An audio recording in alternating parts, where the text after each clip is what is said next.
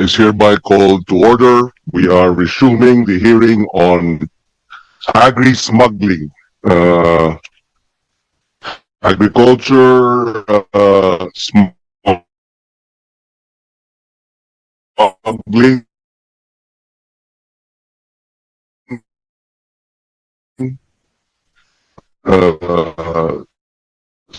so this meeting, hearing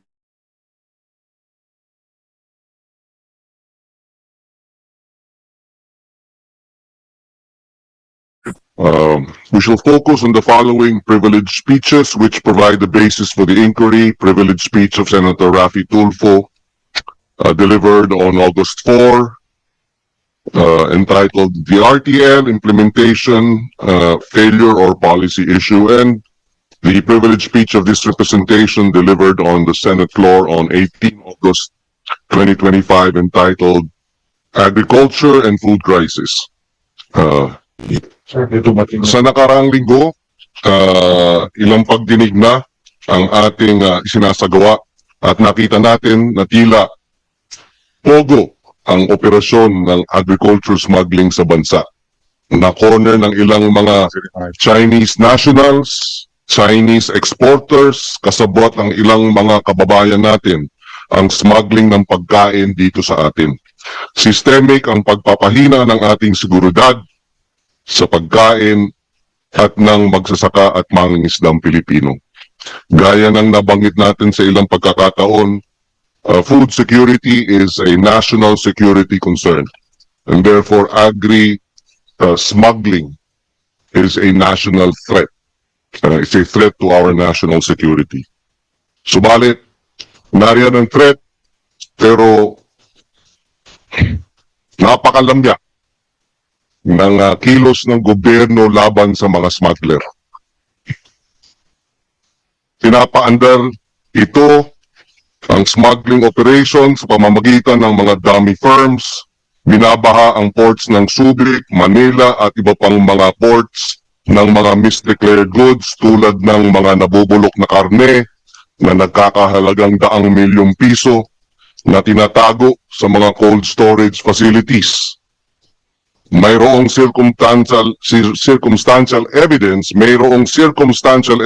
na sinasamantala ng mga sindikatong base sa China ang korupsyon sa mga ahensya ng pamahalaan. Pinalalagpas ng ilang customs officials sa mga x-ray detection, pinapayagan ang mga unescorted trucks na i-divert ang mga shipment ng daang milyong halagang smuggled na produktong agrikultura, dinededma ang mga alerts ng Department of Agriculture. At sa hanay naman ng pag-import ng bigas, mukhang meron ding problema dito. May interlocking directors. Iisa ang attorney in fact, ilang mga korporasyon nag-a-apply ng daang-daang permit, ginagamit at ang mga permit hanggang kalahati hindi ginagamit yung bulto. Ito'y katanungan, hoarding ba ito? Ito ba ay sabwatan? Ito ba ay collusion? Ito ba ay mayroong dummy corporations? Dulot ba ito ng artificial scarcity at pagtaas ng presyo ng bigas? Parang sindikato din ang Kamada. Isiniwalat din ng PCC ang posibleng sabwatan sa usapin ng mga dummy corporations. Samantala, 4 lamang sa 132 na kaso mula 2021 hanggang 2025 ang naisampa ang kasong smuggling sa Department of Justice. At ayon sa ating mga sources, mahigit 90% ng mga kasong hindi umusad sa 132 ay dahil walang sapat na dokumento na nanggaling sa BOC. Ang binibigay na dokumento, photocopy, Xerox copy, ang mga original, hindi na-turn over. Kaya nauuwi sa kakulangan ng ebidensya at nadidismiss ang kaso. Walang napapanagot at nagpapakulong. At kung meron man, walang nakukulong na financier ng daang milyong pisong halaga o hanggang bilyong pisong halaga ng nasasabat na smuggled goods. Isang national security threat ang agriculture smuggling sa ating bansa. Subalit, napakalamya ng kilos ng gobyerno laban sa national security threat na ito. Kagyat na reforma ang kailangan para sugpuin ang kamadang sindikato. Kailangan ng mas mahigpit, halimbawa na e-tracking sa BOC, interagency cooperation sa gitna ng AAES, BOC, PNP, DA, NBI, mas mataas na pamantayan ng accountability at agarang audit sa mga bodega upang lansagin ang kadena ng katiwalian. Hindi uunlad ang lokal na agrikultura, mananatiling mahal ang pagkain, mananatiling gutom ang ating mga kababayan dahil hindi makabili ng sapat at masustansyang pagkain sa gitna ng ganitong pamiminsala. May we know if our good Senator Erwin has an opening statement? Thank you, Mr. Chair. Magandang umaga po sa ating lahat. Nabanggit nga po ng ating chairman, si Chairman at Senator Kiko Pangilinan, ito pong agricultural smuggling. Malaking problema po ito na kailangan po nating solusyonan. Dahil katulad po niyan, marami po naapektuhan ho dito ng mga magsasaka ho natin. Tama po siya. Buti sana kung mga ordinaryo negosyo, but the farmers are ika nga tinatamaan ho dito. Pangalawa, Mr. Chair, I was also surprised when you said na karamihan puro mga Chinese nationals na po ang may hawak nitong ika nga smuggling. Dati-rati ho, mga kababayan lang ho natin, ngayon pati Chinese ho. Hindi na ho natin alam kung ano ho yung pinapasok dyan. Baka yung sinasabing language ho natin sa pier, baka may palaman na ho yan ng mga droga o ano man yan. Mabuti sana kung talagang purely mga isda, mga karne, kung ano man yung bigas, paano kung may palaman, di ba? Sa mga taga Bureau of Customs, yan ho ang problema because we don't know.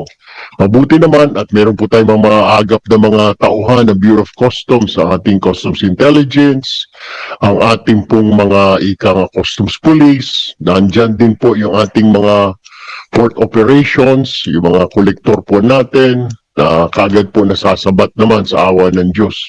But then again, it's inexcusable po yung mga ganitong bagay. So, thank you Mr. Chair at kailangan ho nating magawan ho na masolusyonan itong mga problema nito. Maraming salamat Mr. Chair. Maraming salamat, Senator Erwin Tulfo.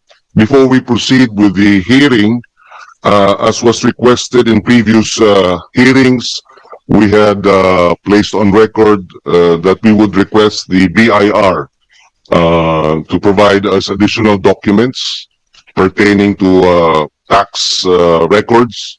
But the BIR has requested that we are to receive these tax records in executive session, and therefore, with if Senator Erwin would like to move for us to go into executive session, we will do so at the Soto Room.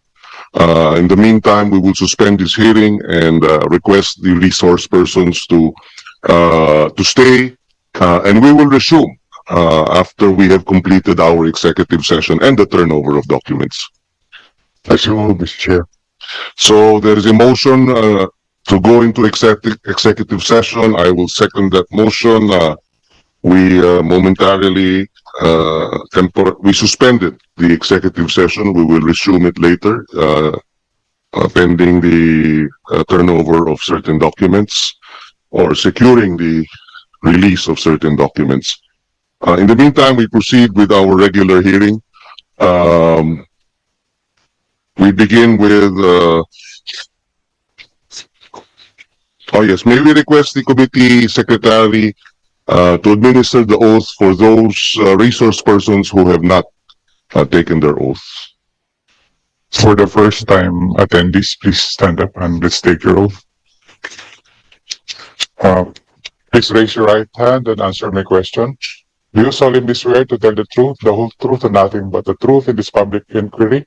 Answer no. Okay, you have answered in the affirmative. Thank you. You may take your seats. Thank you very much. We now proceed. Yeah. Okay.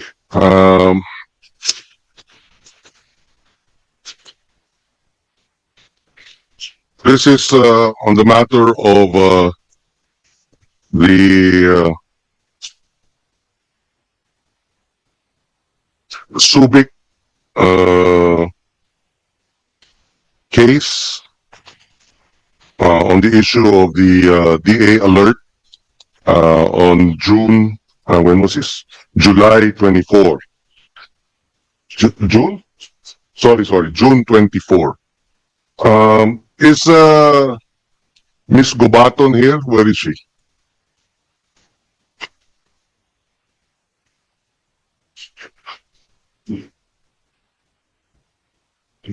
Can we request Miss Gobaton to please okay. We will also request Mr. Joey San Andres. Is Mr. Joey San Andres here? Okay, please have them come over.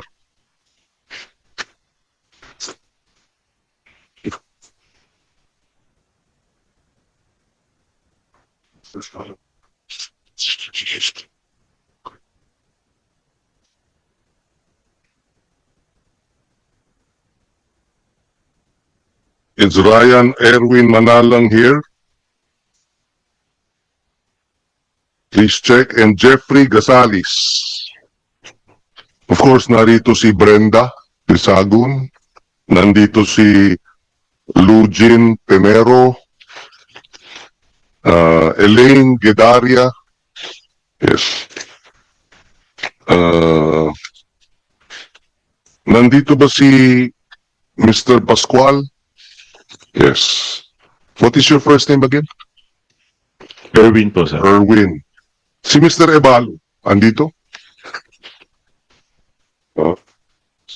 Ebalo. Jeremiah Yantok, sir. Jeremiah Yandok. Where is Jeremiah Yandok? Pero, yes. What about Mr.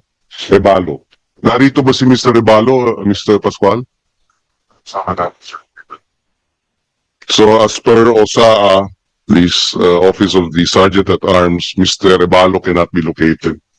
We should then issue a... Have we subpoenaed him? Yes, no? Subpoena, then we go into show cause order, then input.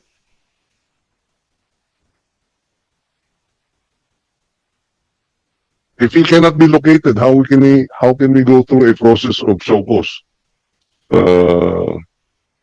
We should already move for the issuance of a warrant, no? For failure to